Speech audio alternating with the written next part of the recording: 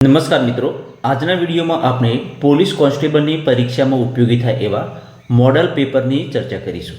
મિત્રો, વિડીયો કરીએ સ્ટાર્ટ અને જોઈએ ક્વેશ્ચન ફર્સ્ટ. નીચે આપેલા જોડકા યોગ્ય રીતે જોડો. તો મેં અહીંયા જોડકા સાચા જોડ્યા છે. નૈનીતાલ સરોવર, જેને ભૂગર્ભિક આર્દ્રભૂમિ તરીકે ઓળખવામાં આવે છે. લોકતાંગ સરોવર, જેને નળાકાર આર્દ્રભૂમિ તરીકે ઓળખવામાં આવે છે. લોનાર સરોવર, જેને અગ્નિમુખ આર્દ્રભૂમિ તરીકે ઓળખવામાં આવે છે, જ્યારે ચિલ્કા સરોવર એ લઘુન આર્દ્રભૂમિ તરીકે ઓળખવામાં આવે છે. નેફોમીટરથી શેનું માપન કરવામાં આવે છે? તો વાદળોની માત્રા અને ગતિ એ નેફોમીટરથી માપન કરવામાં આવે છે. જો દબાણ વધે તો ઘનતાનું પ્રમાણ ખાલી જગ્યા. તો સાચા આન્સર તરીકે જો દબાણ વધે તો ઘનતાનું પ્રમાણ પણ વધે છે. નેક્સ્ટ જોઈશું, ચોખાના ખેતરોમાંથી આવતો ગ્રીન હાઉસ વાયુ એ ખાલી જગ્યા છે. તો આ ગ્રીન હાઉસ વાયુ એ CH4 છે. કયો વાયુ છે? CH4. નીચેનામાંથી કઈ દરિયાઈ ખાઈ વિશ્વની સૌથી વધુ ઊંડી ખાઈ છે? તો મારિયાના દરિયાઈ ખાઈ એ વિશ્વમાં સૌથી વધારે ઊંડી છે. Gujarat state institution rating framework 2024 મુજબ નીચેનામાંથી કઈ યુનિવર્સિટીએ પ્રથમ સ્થાન મેળવ્યું છે? તો ગુજરાત યુનિવર્સિટીએ પ્રથમ સ્થાન મેળવ્યું છે. નીચેનામાંથી કઈ ખનિજ IIT રોપડ દ્વારા સતલુજ નદીની રેતીમાંથી શોધવામાં આવી છે? તો તે છે ટેન્ટલમ ધાતુ. કઈ ધાતુ? ટેન્ટલમ. તાજેતરમાં ગાંધીનગર ખાતે આયોજિત પ્રથમ બિમસ્ટેક યુવા સમિટ 2025 સંદર્ભે નીચેના યોગ્ય વિધાનો ચકાસો. વિધાન જોઈ લઈએ. વિધાન 1. આ સમિટનું આયોજન યુવા બાબતો અને રમતગમત મંત્રાલય તથા વિદેશ મંત્રાલય દ્વારા કરવામાં આવ્યું હતું. તો આ વિધાન સાચું છે. આ સમિટની theme towards region prosperous economic છે. આ વિધાન ખોટું છે. અહીંયા ફક્ત વિધાન એ સાચું છે. નેક્સ્ટ જોઈશું, કસ્તુરી મૃગ કયા રાષ્ટ્રીય ઉદ્યાન અભયારણ્યમાં જોવા મળે છે? તો કસ્તુરી મૃગ એ દચીગામ નામના ઉદ્યાનમાં જોવા મળે છે.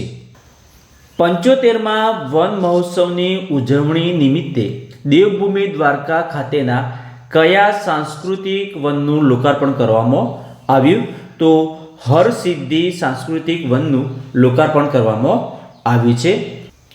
વર્ષ 2011ની વસ્તી ગણતરી મુજબ ભારતમાં સાક્ષરતા દર કેટલો છે? તો 2011ની વસ્તી ગણતરી મુજબ ભારતમાં સાક્ષરતા દર 74% છે. પદાર્થ અને તેમાંથી મળતા એસિડના બધા જ સાચા જોડકા જોડો. તો અહીંયા મેં બધા જ સાચા જોડકા જોડેલા છે. ટામેટામાંથી ઓક્ઝેલિક એસિડ મળે છે. છાશમાંથી લેક્ટિક એસિડ મળે છે. વિનેગરમાંથી એસિટિક એસિડ મળે છે. લાલ કીડીમાંથી ફોર્મિક એસિડ મળે છે. અહીંયા વિધાન A, B, C અને D ચારે ચાર વિધાનો સાચા જ છે. National centre for mushroom research and training centre કયા રાજ્યમાં આવેલું છે? તો mushroom research and training centre એ હિમાચલ રાજ્યમાં આવેલું છે. ઓપ્ટિકલ ફાઇબર ખાલી જગ્યાના સિદ્ધાંત ઉપર કાર્ય કરે છે. તો ઓપ્ટિકલ ફાઇબર એ પ્રકાશનું સંપૂર્ણ આંતરિક પરાવર્તનના સિદ્ધાંત પર કાર્ય કરે છે. નેક્સ્ટ જોઈશું, યુનેસ્કો ક્રિએટિવ સિટીઝ નેટવર્કમાં સ્થાન પામેલા ભારતના શહેરોના સાચા જોડકા જોડો. તો અહીંયા સાચા જોડકા જોડેલા છે. મુંબઈ એ ફિલ્મ માટે જાણીતું છે. ગ્વાલિયર એ સંગીત માટે જાણીતું છે. કોઝિકોડ એ સાહિત્ય કલા માટે જાણીતું છે. જ્યારે જયપુર એ હસ્તકલા અને લોકકલા માટે જાણીતું છે. નીચે આપેલામાંથી પ્રથમ ભારતીય રિમોટ સેન્સિંગ સેટેલાઇટ કયો છે? તો પ્રથમ ભારતીય રિમોટ સેન્સિંગ સેટેલાઇટનું નામ છે IRS-1A. એ ભારતનું પ્રથમ રિમોટ સેન્સિંગ સેટેલાઇટ છે. નેક્સ્ટ જોઈશું, નીચેનામાંથી કઈ શ્રેણીમાં ઇન્દિરા ગાંધી શાંતિ પુરસ્કાર આપવામાં આવે છે? તો શાંતિ, નિઃશસ્ત્રીકરણ, વિકાસ, આ ત્રણ શ્રેણીમાં ઇન્દિરા ગાંધી શાંતિ પુરસ્કાર આપવામાં આવે છે. એટલે કે ઉપરના આપેલા તમામ વિધાનો સાચા છે. નેક્સ્ટ જોઈશું, અમદાવાદમાં સૌપ્રથમ કાપડ મિલ કોણે સ્થાપી હતી? તો રણછોડલાલ છોટાલાલે અમદાવાદમાં સૌપ્રથમ કાપડ મિલની સ્થાપના કરી હતી. રાજા રમન્ના કયા ક્ષેત્ર સાથે સંકળાયેલા છે? તો રાજા રમન્ના એ ભૌતિક શાસ્ત્ર સાથે સંકળાયેલા છે. નીચેનામાંથી કઈ કૃતિ કાલિદાસની નથી? તો રઘુવંશ એ કાલિદાસની કૃતિ છે. ઋતુસંહાર એ પણ કાલિદાસની કૃતિ છે. મેઘદૂત એ કાલિદાસની કૃતિ છે. જ્યારે 10 કુમાર ચરિતમ આ કાલિદાસની કૃતિ નથી. નેક્સ્ટ જોઈશું, ગુટેનબર્ગ અસંબદ્ધતા કોની વચ્ચે જોવા મળે છે? તો ગુટેનબર્ગ અસંબદ્ધતા એ મેન્ટલ અને ભૂગર્ભ વચ્ચે જોવા મળે છે. Sardar Patel national police academy ક્યાં આવેલી છે? તો Sardar Vallabhbhai Patel national police academy એ હૈદરાબાદમાં આવેલી છે. ક્યાં આવેલી છે? હૈદરાબાદમાં. નીચે આપેલો કયો પ્રદેશ ઈસબગુલના વાવેતર માટેનો અગત્યનો વિસ્તાર છે? તો ઈસબગુલના વાવેતર માટે અગત્યનો વિસ્તાર એ ઉત્તર ગુજરાતનો સૂકો પ્રદેશ છે. કયો છે? ઉત્તર ગુજરાતનો સૂકો પ્રદેશ. સ્ટાર્ચની હાજરી દર્શાવતા પ્રયોગમાં લીલા પર્ણને આયોડિનના મંદ દ્રાવણમાં ડૂબાડતો કેવો રંગ ધારણ કરે છે? તો એ ધારણ કરે છે. કયા પ્રાંતના શાસકે પોતાના પુત્ર આંભીકુમારને મોકલીને સિકંદરને ભારત પર ચઢાઈ કરવા માટે મદદ કરી હતી? તો તક્ષશિલાના પ્રાંતના શાસકે પોતાના પુત્ર આંભીકુમારને મોકલીને સિકંદરને ભારત પર ચઢાઈ કરવા માટે મદદ કરી હતી. માનવ શરીરમાં લોહીના ગંઠાઈ જવા માટે નીચેનામાંથી કયું વિટામિન જરૂરી છે? તો વિટામિન કે. વિટામિન કે જરૂરી છે.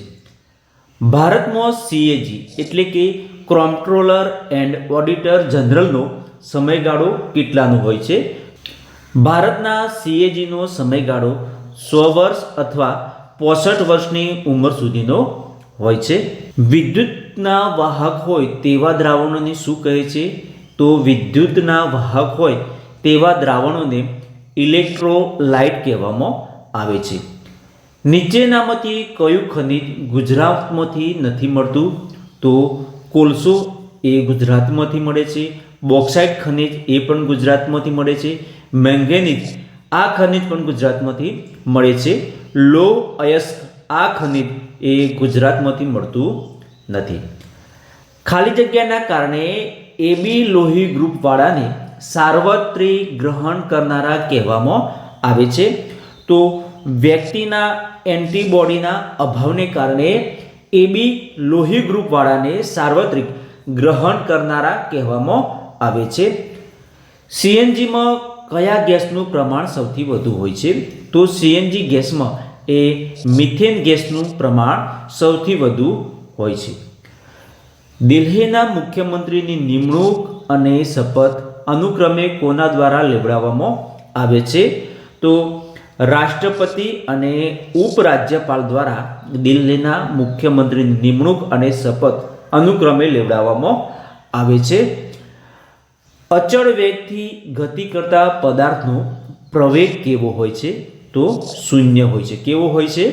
શૂન્ય. જ્યારે હિન્દ મહાસાગરમાં વાતાવરણીય દબાણ વધારે હોય છે તે જ સમયે પેસિફિક મહાસાગરમાં વાતાવરણીય દબાણ ખાલી જગ્યા હોય છે.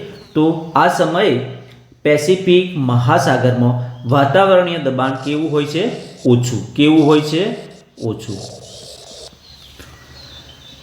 બંધારણનો સુરક્ષા વાલ્વ કોને કહેવાય છે? તો પાલિકાને બંધારણનો સુરક્ષા વાલ્વ કહેવામાં આવે છે. કચ્છના રણ બાબતે નીચેના પૈકી કયું વિધાન સાચું છે? તો વિધાન તપાસી લઈએ. તો કચ્છનું રણ એ ધરતીકંપના ઝોન 5માં આવે છે. આ વિધાન સાચું છે. ખાવડા, ખદીર અને બેલાબેટ કચ્છના મોટા રણમાં આવેલા છે. આ વિધાન સાચું છે. એટલે કે વિધાન એ અને વિધાન બી બંને કેવા છે? સાચા છે.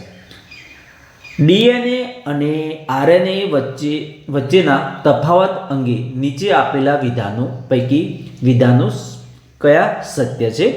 તો ડીએનએ એ વધુ સ્થાયી છે, લાંબા સમય સુધી વધુ જટિલ માહિતી સમાવી રાખે છે. આ વિધાન સાચું છે. આરએનએ વધુ પરિવર્તનશીલ છે અને વિવિધ કાર્યો કરવા માટે સક્ષમ છે. આ વિધાન પણ સાચું છે. ડીએનએ કોષના કોષ કેન્દ્રમાં જોવા મળે છે. આ વિધાન સાચું છે. એટલે ઉપર આપેલા વિધાન એ, વિધાન બી અને વિધાન સી એ ડીએનએ અને આરએનએ વચ્ચેના તફાવતના સત્ય વિધાનો છે. સાચા જોડકા જોડો. તો અહીંયા મેં સાચા જોડકા જોડેલા છે. સરસ્વતી ચંદ્ર એ ગોવર્ધન રામ ત્રિપાઠીની લિખિત નવલકથા છે. બાપાને પિંપરના લેખક છે દલરામ તરવાડી. રોજનીશીના લેખક છે દુર્ગારામ મહેતા. જ્યારે હિન્દુઓની પડતીના લેખક છે નર્મદ.